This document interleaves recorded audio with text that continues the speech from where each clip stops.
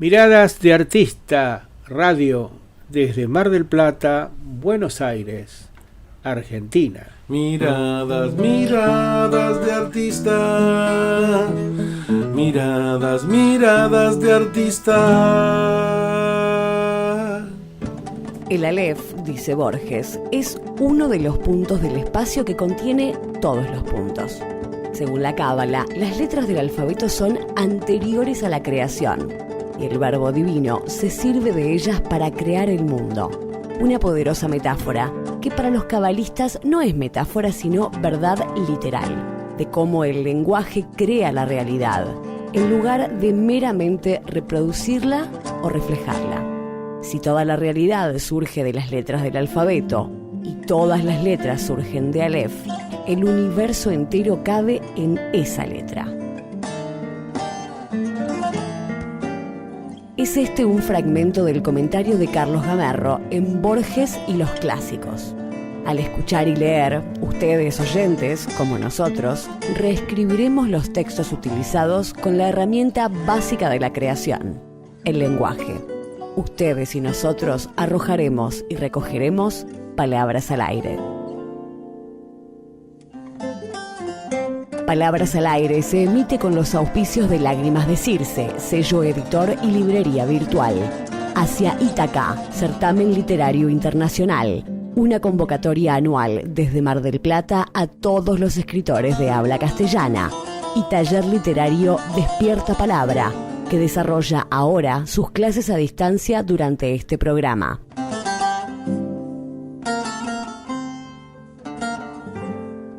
Nuestra cortina es la deliciosa Del Mismo Sol, de y por Julio Ascano, virtuoso músico marplatense radicado en Lucerna, Suiza. No pontifiquemos, digo. Permitámonos la sorpresa del niño en nueva primavera, de la lluvia y sus brotes, de esto que el otro escribió, de adivinar cuando suena una canción lejana y por ella quedarnos tarareando, de aromos en las heridas y de dioses en la memoria. La felicidad sea por cuantas veces fuimos felices, sin pontífices, sin coronas ni anillos. Buenos mediodías, ¿cómo están, queridos amigos? Este es otro programa de Palabras al Aire que hacemos, a veces sí, a veces no, con Nora Albalat. Y bueno, esta es la apertura que yo dedico siempre a alguna cuestión que me preocupa particularmente. Hoy está sobre el tapete la cuestión de la edición, porque nos está comprando una cantidad de libros Cultura de la provincia de Buenos Aires para distribuir entre adultos en situación de encierro, adolescentes y niños. Es una muy buena noticia y muy oportuno para reflexionar un poco sobre la tarea de la edición. Hace unos pocos días mi querida amiga Vivi Albert me hizo llegar un trabajo de relación del autor con su editor, del autor Kurt Schwitter, que dice, cuando comienza nomás, el editor es la persona más importante para un escritor. El editor o la editora es la persona más importante porque es quien le permitirá concretar en libro su obra, su quehacer literario, llegar a quienes serán sus lectores. Publicar, y en especial si es por primera vez, se asemeja para el escritor a un acto de confirmación. En ese editor publicador están puestas todas las expectativas de trascendencia, todas las fantasías de éxito y todos los temores al fracaso. Unas expectativas tan excesivas que por positivo que sea el resultado, nunca alcanzará a satisfacerlas. El editor tiene, desde el primer momento, una pesada carga que sobrellevar. Cuando el libro ya haya sido publicado, la distancia entre las expectativas y la realidad de los resultados será la inevitable causa de conflicto, a veces de alta tensión. Si así sucede en los casos de éxito, podemos imaginar qué pasa cuando se trata de un fracaso. La relación que establecen autor y editor está basada en expectativas compartidas, en deseos, en una serie de intangibles que la mayoría de las veces no se podrán concretar. Dicho de otra manera, la relación entre el autor y su editor está basada en el deseo, y el deseo, desde Hegel a Lacan, dice Slavoj Žižek, siempre es deseo de más deseo, por lo que nunca podrá satisfacerse. Por eso no existe contrato de edición, por más perfecto que intente ser, capaz de prever lo que no se sabe, lo no previsible de las posibles reclamaciones de un autor. Siempre pensé que esos contratos larguísimos que algunas editoriales proponen, producto de los asesores jurídicos, no de sus editores, no funcionan, no son útiles, no hay forma de prever lo imprevisible. Hasta aquí la primera parte de este trabajo, la relación del autor con su editor, de Kurt Schwitter, que me hizo llegar mi amiga Vivi Albert. Y bueno, es una semana muy especial, además de esta oferta de compra de la provincia de Buenos Aires, la presentación de un nuevo libro de Nora, de Mi abuela andaluza, el próximo jueves.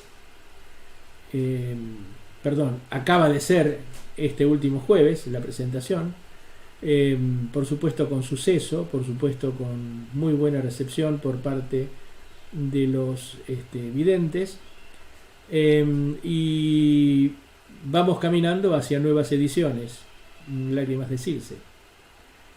Los libros de la pandemia tienen ahora 2 libros físicos que están a punto de salir. Uno de ellos es el de mi querido hermanito Fabio Herrera, que está en prensa en este momento, ya ha sido aprobada la galera, está en prensa, y pensamos que en las próximas semanas va a estar ya por aquí en Mar del Plata. No se olviden de reservar su ejemplar, pueden hacerlo comunicándose con él o comunicándose conmigo. Bien, y bueno, vamos sin más trámite a la primera parte del programa.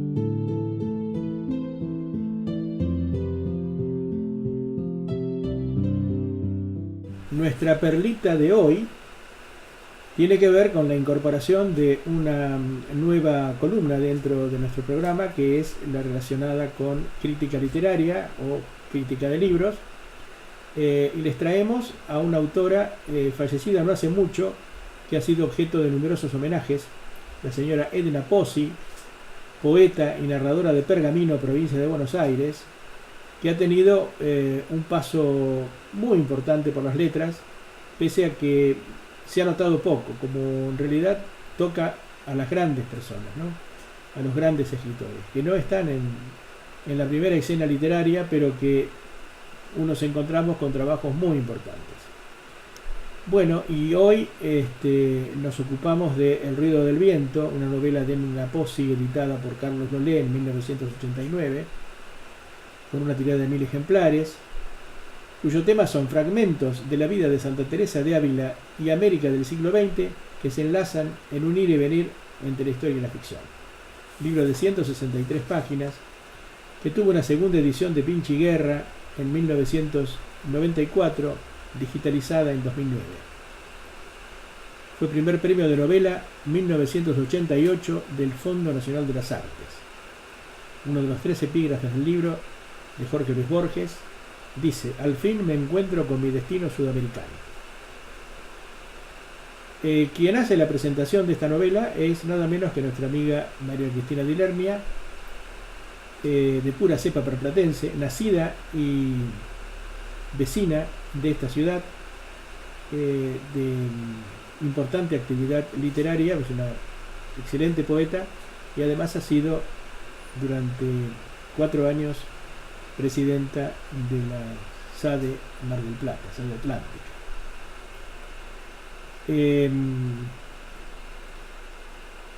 Además de directiva de SADE Nacional.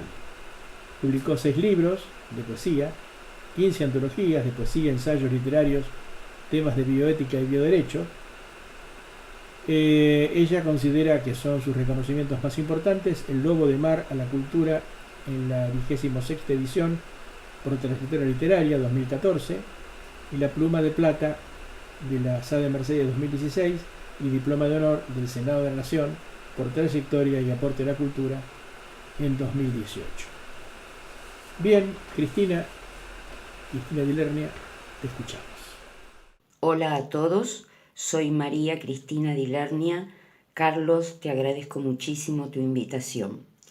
Quiero compartir mi comentario sobre la novela El ruido del viento de Edna Pozzi, publicado en la antología Homenaje al cumplirse en 2018 el primer año de su partida.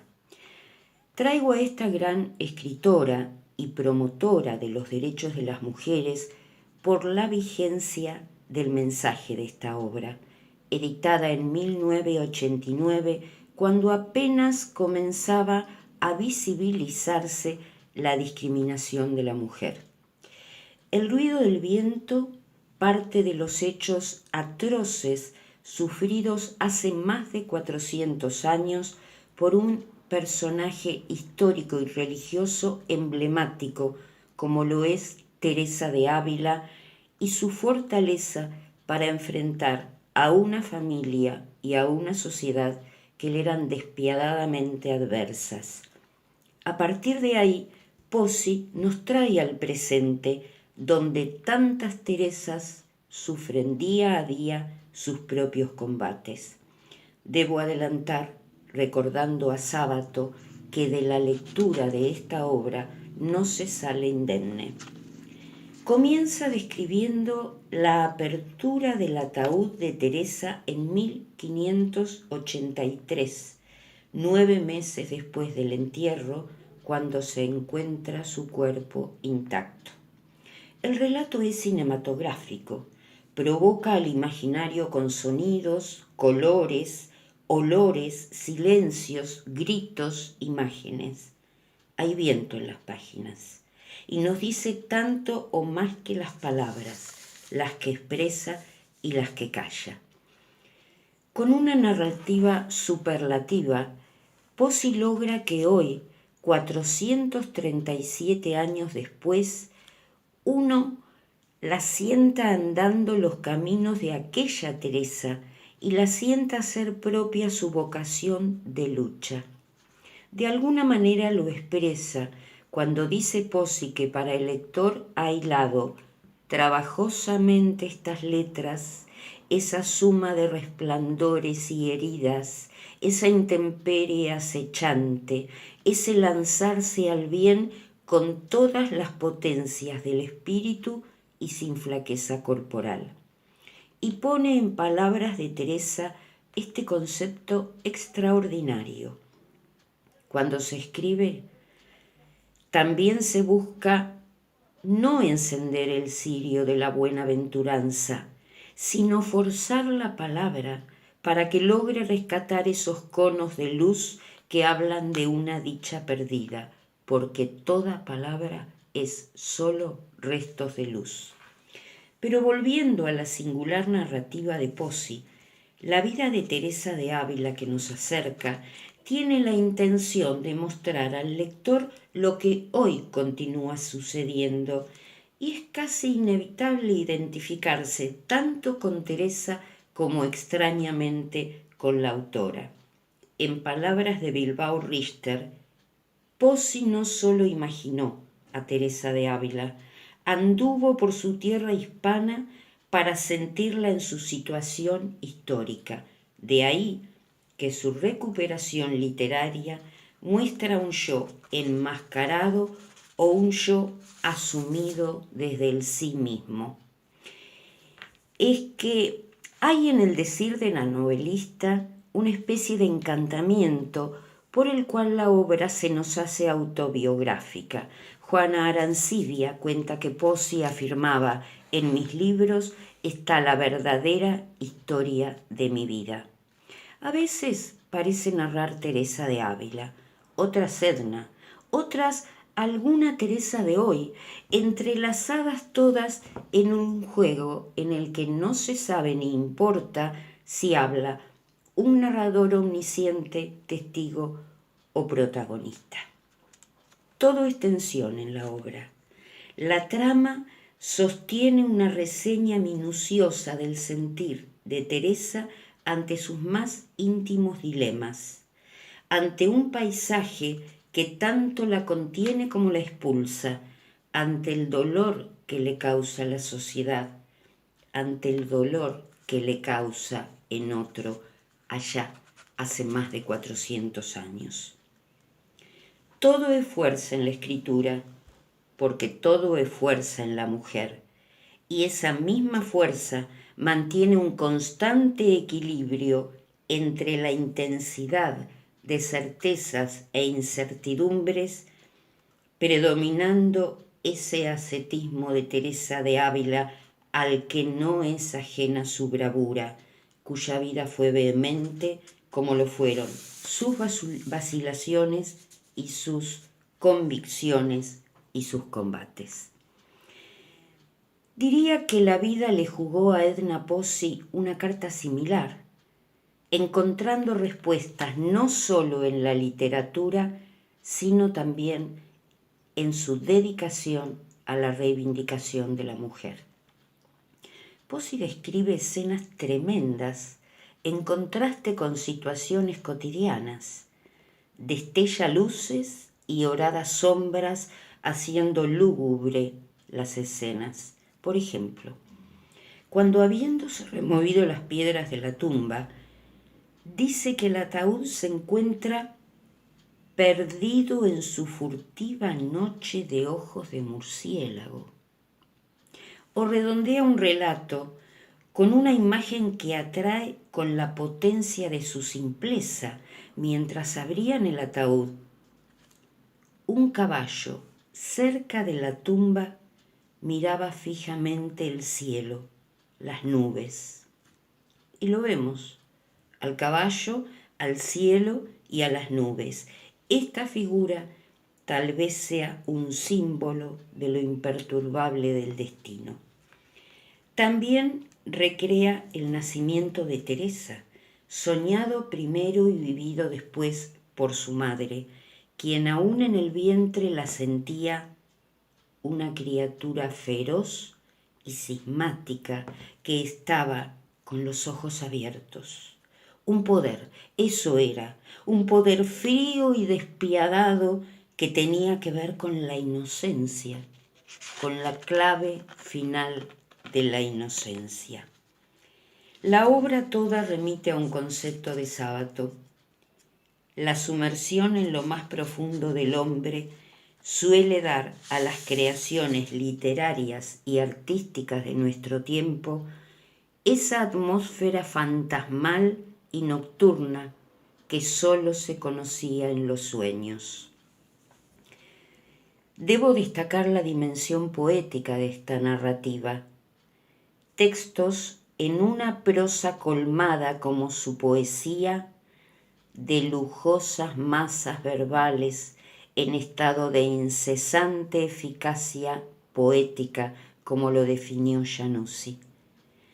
La riqueza de la construcción de esta novela y la impresión de estar ante un larguísimo poema hacen que la belleza lírica de Edna Pozzi venga a paliar tanto dolor y tanta muerte en la protagonista principal. Antonio Requeni le dice a Edna en una carta: «Conocía alguno de sus versos y gocé con la lectura de su novela sobre Teresa de Ávila». Marguerite Yourcenar dijo que para ella no existía diferencia entre un género y otro. Una vida tan torturada como la de Teresa de Ávila solo puede ser recreada de manera ejemplar por un ser entregado a su propia fatalidad. Tal vez porque Pozzi sabía, como dijo Halfen, que la sabiduría tiene que ver con aprender a vivir, es decir, aprender a morir cotidianamente. No podemos dejar de preguntarnos qué había en Edna Pozzi mientras escribía la novela, porque no es posible imaginar que era la misma Pozzi que dictaba sentencias en su despacho de jueza. Promediando la lectura, nos encontramos con una Pozzi que viene desde el siglo XVI en busca de sus contemporáneos latinoamericanos. Relata hechos de la conquista, la condena de Juan de la Cruz, y entonces ingresa otro protagonista, Juan de hoy, americano, comprometido, combatiente y final. Y aparece otro personaje, simplemente Teresa, a quien la autora describe vestida por una especie de túnica tejida en telar y descalza.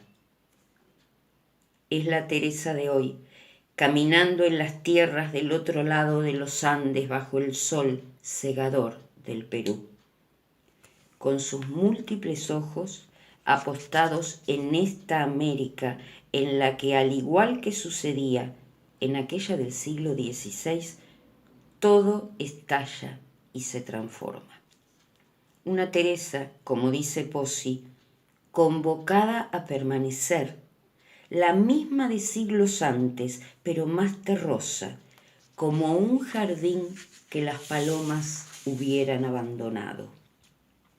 Entonces, el relato histórico que inicia la novela se convierte en ficticia realidad y los siglos que nos separan del personaje principal desaparecen, dando paso a un presente que late tristemente recurrente.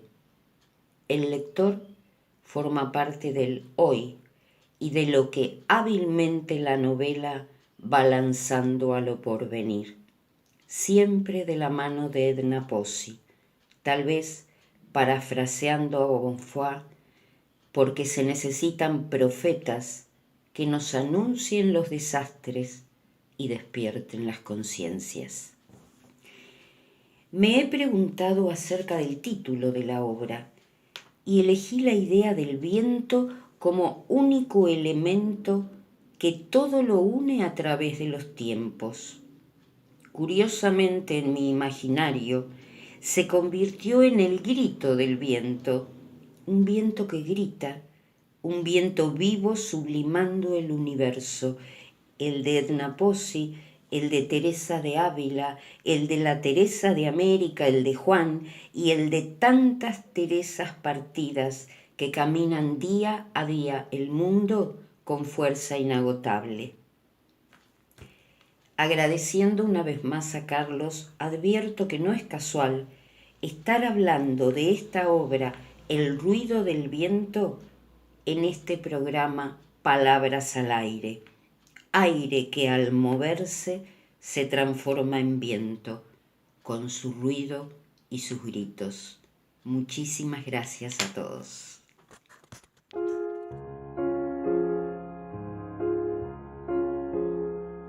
Guten Abend, gut Nacht, mit Rosen bedeckt, mit Näglein besteckt, schlupf unter die Deck.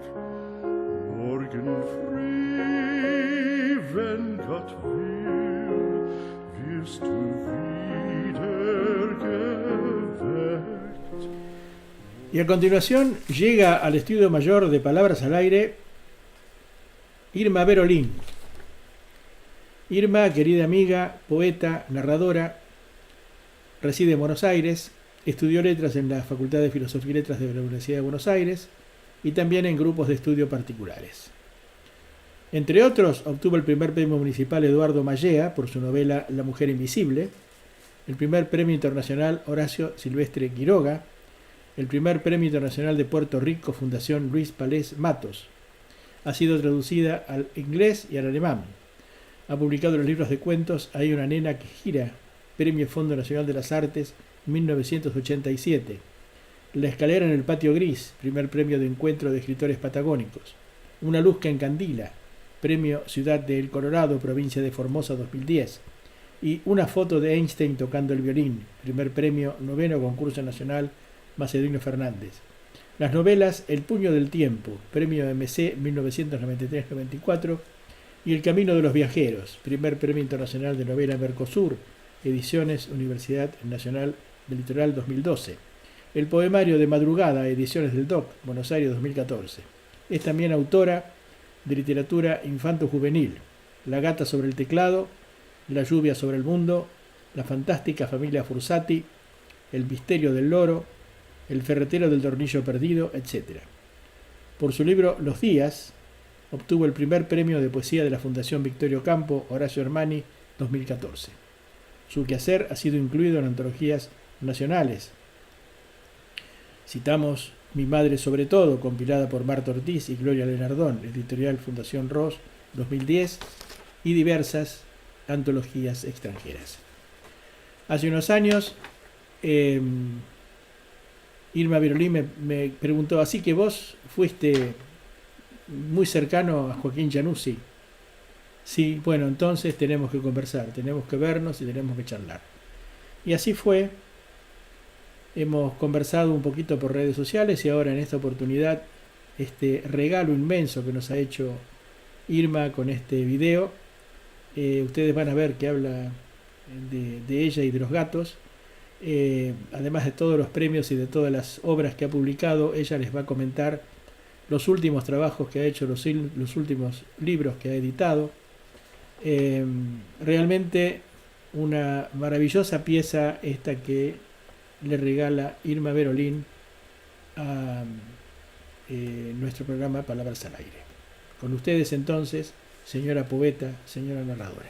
Hola a todos los oyentes de Palabras al Aire del programa de radio. Bueno, les comento, mi nombre es Irma Birolín, soy narradora y soy poeta. Los dos últimos libros que publiqué fue en el año 2018, la novela La mujer invisible y el libro de poemas Árbol de mis ancestros. Es un libro muy bello, hecho por la editorial Palabrava, con un trabajo de imagen, las fotos de Paola Leiva, muy bello, un libro precioso. Realmente toda la colección es así. No distingo demasiado entre la poesía y la narrativa. Yo comencé escribiendo poesía, y después de mucho tiempo me di cuenta de que no me gustaba lo que escribía, así es que decidí empezar a ser narradora y fui narradora durante 30 años, hasta que a mediados del 2012, en forma sistemática, empecé a escribir poesía y publiqué mi primer libro en el 2014. A ver, si bien son dos géneros diferentes, para mí comparten la misma cosmovisión, el mismo criterio estético, me manejo con los dos de la misma forma. La poesía siento que necesito encontrar una impronta. La poesía es como que sucede, pero en la narrativa no empiezo a escribir teniendo la historia clara. Necesito imprescindiblemente que haya un registro. En la narrativa me interesa crear una atmósfera, como si envolviese al lector en una campana de la que el lector no quiera salir. Y en la poesía me interesa la imagen diáfana, lo más translúcida posible, pero que tenga un elemento material o denso de contraste. Y en los dos casos el texto para mí se me presenta como aquello que me muestra algo de mí que estaba tapado, ¿no? Es decir, creo que la escritura convierte a la hoja en blanco en un espejo o a la pantalla en un espejo. Esa imagen, eso ha hecho que yo trabajara mucho en narrativa con la autorreferencialidad, pero es una autorreferencialidad relativa, es más bien un disparador a partir del cual la referencia autobiográfica yo comienzo a desvirtuar a transformar, a tergiversar, y ahí está la ficcionalidad. De todos modos, tanto en narrativa como en poesía, mis géneros, los dos géneros, digamos, tienen en común que trabajo con un universo bastante acotado, que es un universo de puertas adentro, la casa, la mirada de la mujer. Y en los dos casos también hay una búsqueda, yo diría, de la infancia como espacio mítico, y aparecen elementos recurrentes, ¿no? Tanto en mi poesía como en mi narrativa, que es esa evocación constante, y también esa focalización de los objetos como espacios que me permita, digamos, encuadrar lo inasible de la vida. Me interesa lo inasible de la vida como esa gota de agua, como ese vaso dejado al descuido, y poder encontrar en eso lo que no se dice, lo que no hemos visto. Alguien me dijo que en narrativa yo suelo sacar agua de las piedras, porque la anécdota es muy pobre generalmente, es el lenguaje el protagonista. Mis temáticas igual varían, no siempre escribo sobre las madres, el barrio, los años 60, escribo también sobre otras cosas. Mi última, una novela transcurre en Misiones, por ejemplo. Esta novela transcurre en Buenos Aires y es la de una mujer que se siente encerrada en ese espacio y hay una intriga fuerte. Bueno, digamos que la narrativa en algún momento se agota. La poesía no, la poesía me permite jugar más con esta necesidad de encontrar algo más que está, digamos, del otro lado de lo visible, ¿no? Bueno, yo diría que eso es sintéticamente, muy sintéticamente. Voy a tratar de leerles algunos poemas. Estamos aquí, algunos poemas, algunos inéditos. Vamos a empezar con uno inédito del libro que se llama Lenguaje de la Noche. Se llama Plegaria del Regreso. Volvió de su muerte mi madre, joven, perfecta, como era entonces. Ocurrió ayer.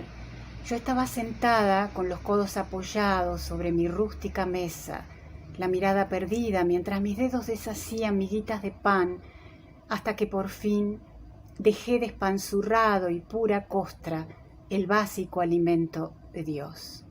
Entonces apareció ella.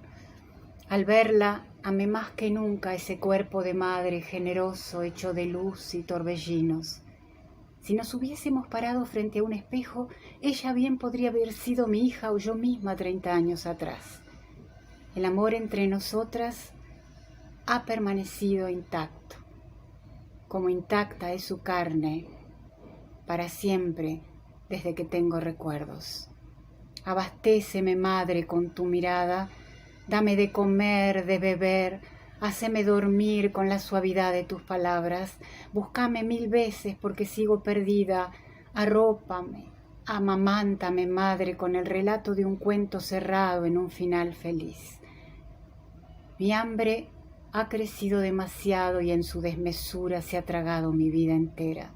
Esta, la única vida que tengo, la que me diste, el mejor regalo que alguien puede recibir, y ha sido desperdiciada en el tiempo de esperarte. Aún así, estoy en el centro de los acontecimientos, madre. Respiro en la esfera hueca de mi vida con la dificultad de los recién nacidos ahora que regresaste. La distancia inventada por ese lugar al que te fuiste fomentó mi hambre con su maravillosa crueldad. Te miro y no puedo creerlo. Mis ojos mienten, dice la memoria de mis ojos y se repite en un rezo infinito que se pliega en mis células para llegar hasta el principio donde muy juntas quedamos atrapadas las dos en el embrión de tu muerte. El aire permanece alborotado después de tu visita. Cuesta respirarlo. Ya no deseo más que adormecerme en el eco de tu nombre. Este es un poema del libro que mostré de Árbol de mis ancestros, Ligero correr. Yo soy esa mujer que siempre huye de la escena candente, crucial. Tengo muchas piernas para poder huir. Tengo piernas en la cabeza, piernas apretadas en el pecho, en las manos, piernas dentro de mi boca. Ligero correr, ligero bienestar. Destroza cualquier vida posible en su persistente continuidad. Corro conmigo a cuestas y el mundo se hunde en mí con todos sus lugares. Ahora voy a leer un poema del libro Los días de poemas. La mosca. Hace días que con nosotros vive una mosca. Mis gatos espían, negra, voladora, debe haber entrado de contrabando por la rendija alcahueta. Vuela sobre nuestras cabezas, petulante la mosca, la muy intrusa no maulla, no habla, solo vuela. No sabemos muy bien de qué se alimenta, quizá de la soberbia de volar o del rum rum de los altos aires de la casa. Antes de la llegada de la mosca, mis gatos y yo no sabíamos nada de la vida. Es triste vivir así, tan aquí abajo, y con la cabeza todo el tiempo enfocando el techo, ese techo blanco que la mosca conoce mucho mejor que nosotros. Bueno, ahora voy a leer un poema del libro Gatos en la escalera roja, que es un libro sobre mis gatos. Seguimos con los gatos, habitantes del mismo planeta. A la sala de espera de la veterinaria llegó otra vez la misma perra fea, de orejas gigantes, patas cortas, cabeza desproporcionada. La selección natural la recluyó en la más indefinida de las razas. La perra te huele y vos te asustás.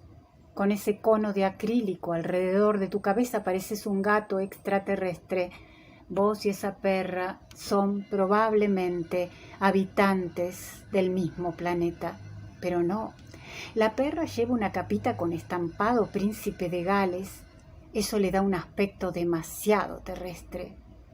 Te quedaste solo, gato mío, en esta clasificación de las especies. Tu planeta, sin duda, debe estar en una galaxia muy lejana, pero no te preocupes. Cuando esto pase, cuando te sanes, alguna vez viajaremos los dos para allá. Ay, no hay más poemas. Hasta aquí llegamos. Tenía ganas de leer otro. A ver si podemos encontrar otro.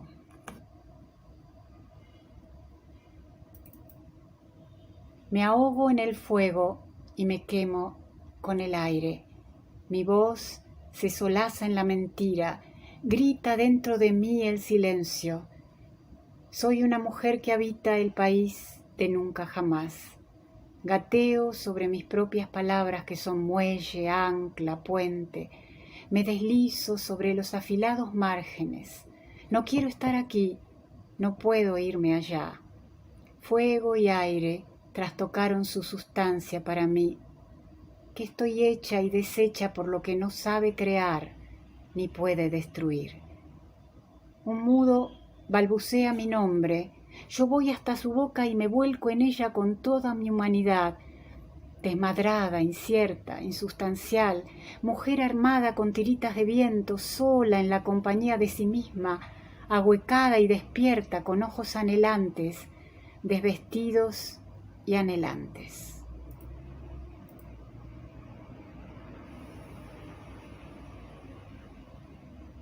A ver si encontramos otro. Parece que me quedé corta con los poemas.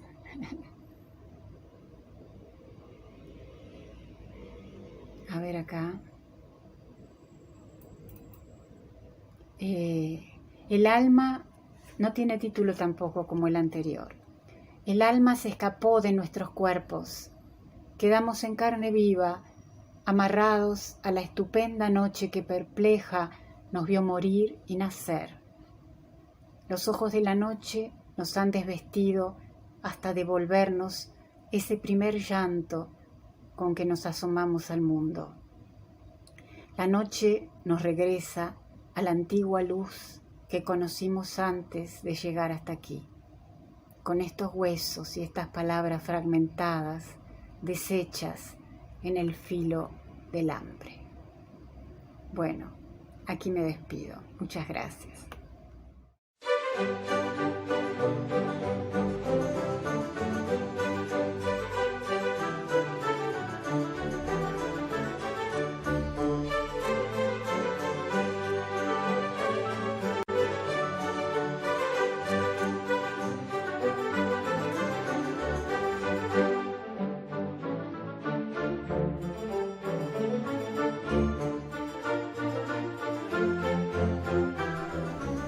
Y la otra escritora que hoy llega al estudio de Palabras al Aire es Inés Legarreta, querida amiga de Chivilcoy, con la cual hemos tenido largas charlas e intercambios literarios hace unos años.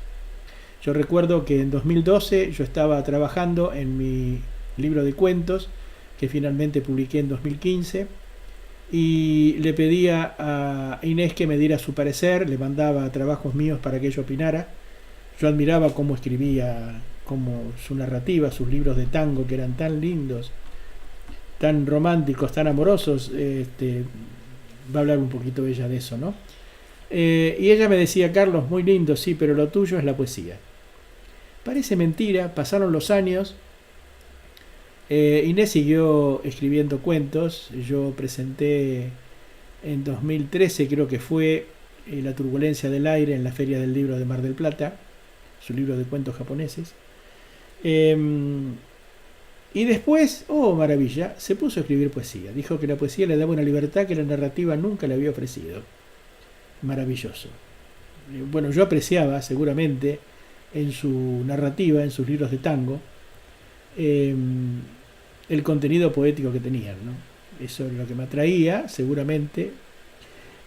Por eso estaba tan prendado de sus trabajos, ¿no? Bueno, hemos seguido una amistad. He estado hace poco en Mar del Plata, en el último Mar del FIP estuvo presente, presentando su último libro de poemas. Bueno, ella les va a contar un poco cómo fue ese paso a la poesía y los libros que ha presentado últimamente, y les va a leer también trabajos de esos libros. Digamos que es profesora de castellano, literatura y latín. Su quehacer literario se ha difundido en numerosos medios gráficos y digitales. Cuentos y relatos suyos fueron traducidos al inglés, italiano y alemán.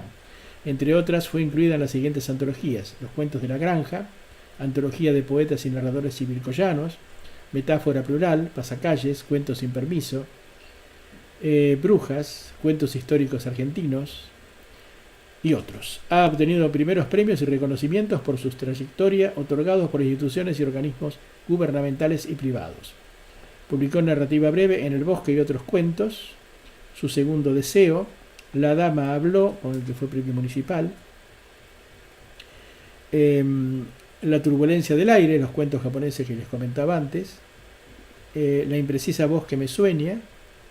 El abrazo que se va, Tristeza de verse lejos. Estos últimos dos, los libros de tangos que les comenté. Y a continuación, los libros de poesía que ella les va a mencionar y de los cuales va a leer, y las nouvelles que está preparando en este momento, que tienen mucho que ver con una temática que en aquella época Inés y yo encarábamos a través del intercambio de redes sociales. Bien, bienvenida Inés Legarreta. Hola amigos, soy Inés Legarreta. Estoy acá para contarles un poquito lo que estoy haciendo, gracias a la invitación del querido amigo Carlos Cartolano. Con Carlos nos conocemos desde hace mucho tiempo. La relación de amistad se inició en el Face, nos leíamos mutuamente y a partir de los comentarios que nos hicimos, entablamos esta amistad que sigue hasta el día de la fecha. Pero tiene un significado especial porque lo que voy a empezar a leer ahora es la historia de un ángel. Y la historia de un ángel yo la empecé a escribir hace muchos años en el Face. Todos los días escribía algo, un poquitito, algún comentario, la gente me contestaba, ponía sus opiniones, me mandaban figuras de ángeles, me mandaban estatuas, me mandaban dibujos. Y al mismo tiempo Carlos en su página todos los días publicaba un poema sobre un ángel. Entonces hizo como una especie de comunicación entre nosotros durante un tiempo largo. De hecho, en esta novela que estoy preparando, que sale, supongo yo, saldrá en fines de diciembre, enero, por ahí, que ahora se llama Una luz que no daña ni enceguece, dentro de esta novela hay un poema de Carlos Cartolano que por supuesto le pedí autorización para poder ponerlo. Además, como ya lo dije, estuvo de alguna manera siempre involucrado. También le pedí, así de antemano, que para cuando haga una presentación, que supongo que en algún momento haré alguna cosa, o virtual o presencial, me gustaría que él estuviera, que estuviera con la historia, presente en la historia del ángel, porque tenemos una historia de ángeles entre los dos. Así que, bueno, voy a empezar a leer la primera parte, cuando el ángel aparece, de esta novela que ya digo que va a ser publicada junto a otra, que es otra novela corta, que se llama un abanico que apenas se abre, y tiene como base el libro de la almohada de Seisho Nagon. Tiene otro tono, es una novela con clima japonés, de la Edad Media, la corte japonesa, una cortesana ayudante de la emperatriz, y están sus pensamientos, lo que le gusta, lo que no le gusta, lo que le parece, las ceremonias a las que acude, lo que ve.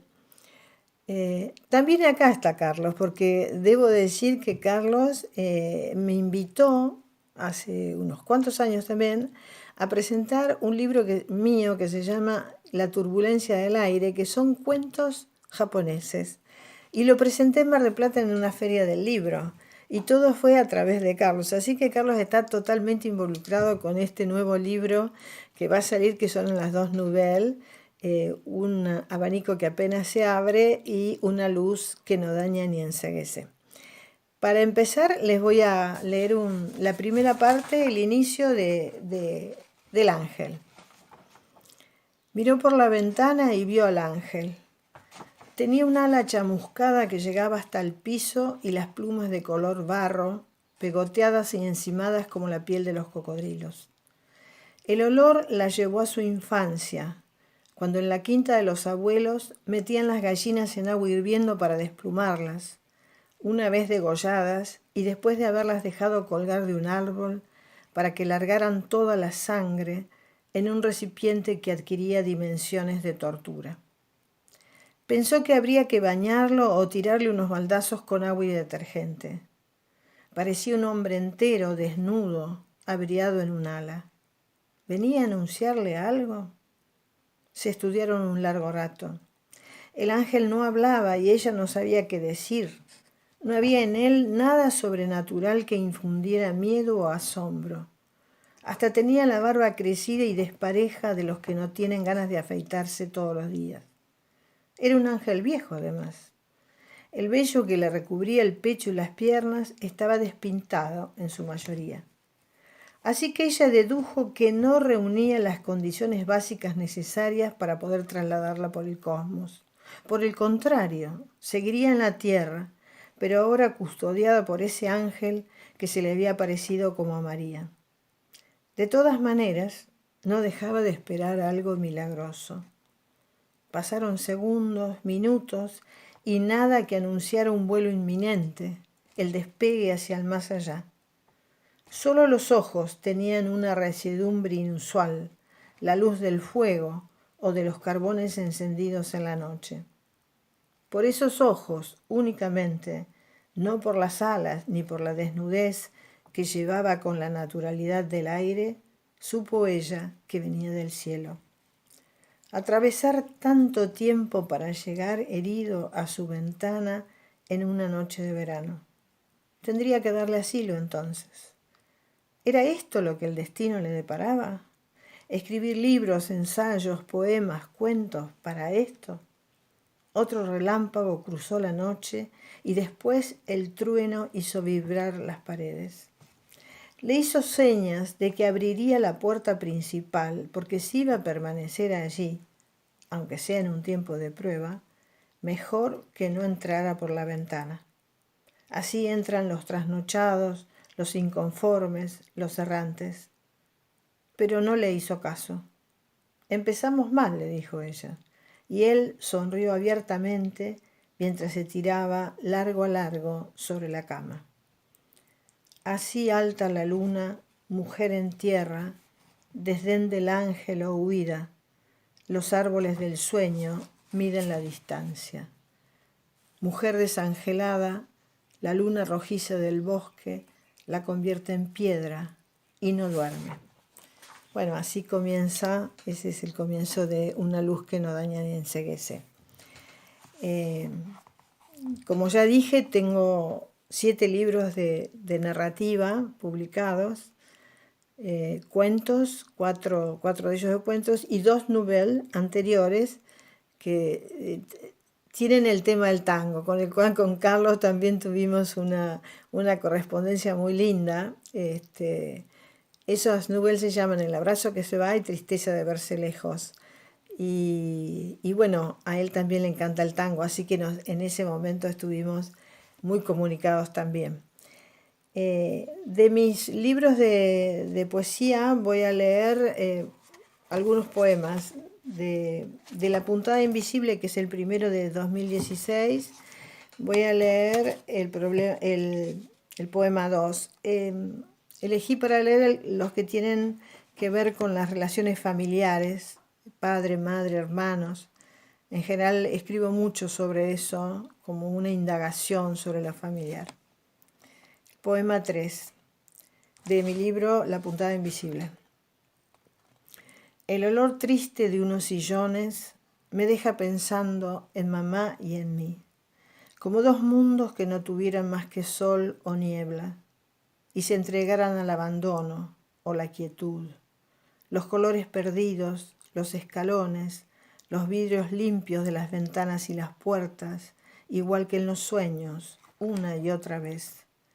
Había tantos cuartos y habitaciones, y una escalera deslumbrante para las niñas de la casa, allá arriba, cerca del cielo, entre nubes la rueca y el telar, donde pincharse el dedo para dormir 100 años, en el musgo mullido del bosque de un hombre de cuento, parecido a la muerte. Pero tropezamos con la alfombra mal puesta del tiempo y caímos, analfabetas, en otra historia de terror. Del mismo libro voy a leer el poema 7. Mi hermana está aprendiendo a bordar con punto sombra.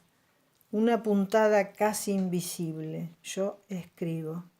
En los antiguos camisones y enaguas, las toallas de mano, en las batas, todas prendas de la intimidad, inútiles y fuera del tiempo, cuando la luz cae como una nube morada respirando en las manos, pero el hilo de la historia crece en la palabra escondida. De mi libro El jardín desconocido voy a leer el poema 23. Cuando la mujer oye el murmullo del agua, da vuelta la cabeza, pero solo hay pastos secos extendido el sol hasta más allá. Cierra los ojos y vuelve a soñar que cae la bienhechora por la vida. Se refresca, se humedece el cuerpo, no le molesta la piedra ni la sed. Un lagarto dorado sin necesidad de sombra. Joven estaba a la orilla de donde. Entonces no importaba la felicidad. De este mismo libro, de la parte de los capítulos que se llaman Canciones a Yacanto, voy a leer el poema 1. Sopla apenas entre los hilos desparejos, como si fuera alambrado que corta el cielo, el viento de altura, y mueve unas piedritas suspendidas aquí y allá, engarce delicado, joyas, pensadas por qué mano amorosa en el aire. Orfebrería de un atardecer tranquilo va ocupando mis ojos, mientras, en lo que queda, todo campo celeste, brilla el lucero, brilla. Y para terminar, de mi último libro de poemas, que se llama Un amor doméstico y oscuro, voy a leer el poema 1 que está dedicado a mi madre. He escrito varios poemas. Ninguno llega a decir de mamá la luz de una lámpara de acero con cuerpo de serpiente volcada directa sobre la camisa o los ojales. La aguja y el hilo iban y venían con firmeza, mamá repasaba, esa es la palabra, los botones, el brillo de los cuellos, los puños. La blancura era una de sus obsesiones y la perfección de la caída de un vestido tapado, bata, pañuelo de seda.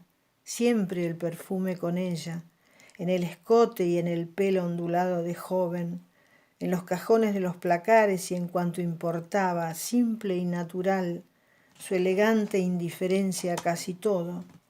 A nosotros sus hijos le costaba prestarnos atención, si no era para señalar una mancha o un deber, o ponernos en la fila de lo que había que corregir. Sin embargo, no me ha dejado más marcas que una madre amorosa, de esas que hacen el pan con sus manos y te arropan todas las noches. Cuántos hermosos poemas y versos que me son ajenos y le serán a mis hijos, pero no me desvela la idea, porque igualmente siempre quedamos los hijos haciendo cuentas y ensayos, preguntas. Mamá era bella, refinada, estética. Yo, la mayor parte del tiempo, no la vi. Bueno, con esto me despido. Les mando un abrazo a Carlos y a Nora. Les agradezco muchísimo la invitación. Ha sido un placer estar con ustedes. He escuchado varios de sus programas muy interesantes y bueno, seguramente nos veremos pronto porque, bueno, ya estás invitado y estás comprometido, Carlos, a estar en la presentación de mi próximo libro. Un abrazo grande para todos.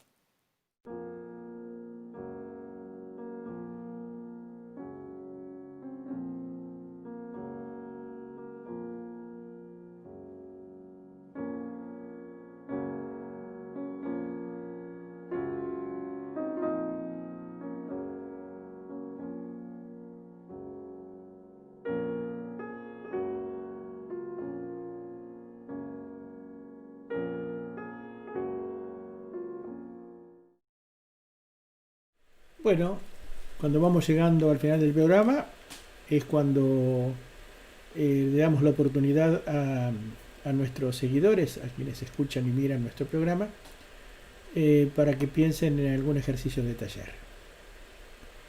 Taller literario a distancia se caracteriza por la consigna o el ejercicio. En este caso es un ejercicio muy especial. Estuve pensando estos últimos días en los ejercicios que nos daba mi maestro Grillo de la Paulera y recordé que consiste en describir un color sin mencionarlo. Ustedes tienen que armar un texto poético, narrativo, un poema, un cuento, una narración, lo que fuese, en la que el centro sea el color. Hagan de cuenta que le tienen que explicar el color a una persona no vidente, a un ciego. ¿Mm? Recuerden que Borges decía siempre que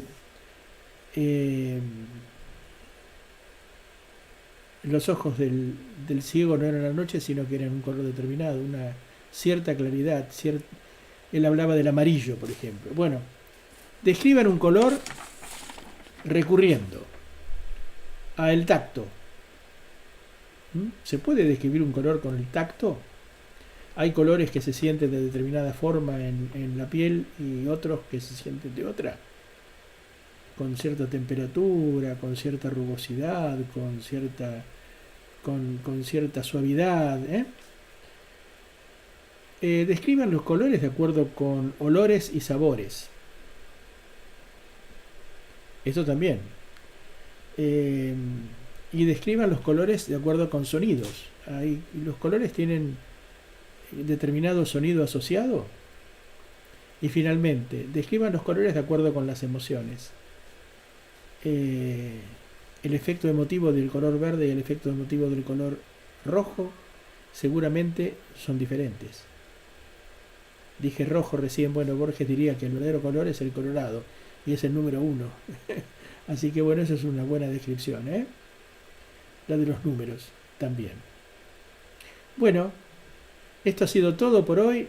Mándenos los ejercicios, mándenos sus consignas, mándenos lo que realmente les interesa y lo que quieren ver y escuchar en nuestro programa, y con mucho gusto nos comunicaremos con ustedes, leeremos los trabajos que nos envían. Entonces hasta el próximo sábado, agradecidos por la escucha, les deseamos muy buena semana con lectura selecta, con copiosa y selecta lectura, y si se pueden escribir, que sea con muy buena letra.